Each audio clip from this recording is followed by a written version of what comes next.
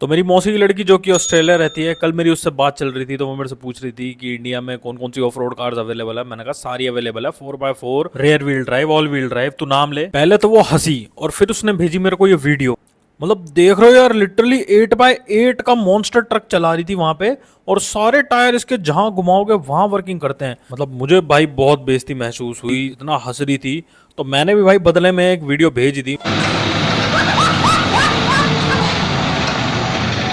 पता नहीं अब फोन ही नहीं उठा रही।